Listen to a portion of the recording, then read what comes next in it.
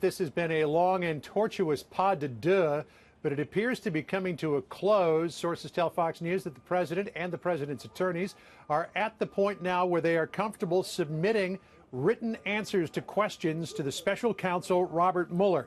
Negotiations have gone back and forth over the parameters of an interview, how it would happen, what the president would answer. This goes all the way back to November 21st of 2017. Mueller first wanted a lengthy sit-down interview, eventually agreeing to just written answers to questions. He also had a list of 49 questions for the president that his legal team obtained back in early March. They've whittled that down now to substantially less questions than 49. Mueller also had a bucket full of questions about obstruction of justice. But I'm told that the answers that will likely be submitted to Mueller by the end of the week deal only with Russia and possible collusion. We do not know the exact number of questions that are being answered here, but I'm told that it's much less than the original 49.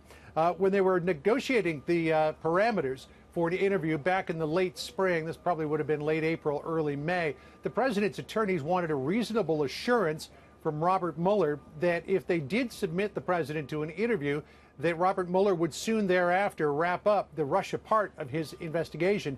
So it may be now they have reached an agreement that Mueller is about to wrap up his investigation, at least into Russian possible collusion, and that the president is willing to give answers in order to satisfy any outstanding questions that Mueller might have. I'm told that the president is willing to still sit down for an interview. His counsel has counseled him against doing that, but the president, I'm told, just wants to get this all over with.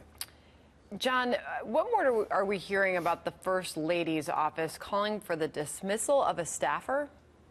Well, what we're hearing about is that this could get ugly, and it could get ugly pretty quickly. Remember back in the Reagan era, Nancy Reagan was pretty forceful in terms of being outspoken, protecting her husband. But even during that period of time, we never had the First Lady's office actually come out and call for the firing of a staff member. Mira Ricardel, who is the chief of staff for the National Security Council, was seen yesterday, there she is with the blonde hair, at an event with the president. As this was going on, the First Lady's office put out a statement saying, quote, "It is the position of the office of First Lady that she, Ricardel, no longer deserves the honor of serving in this White House."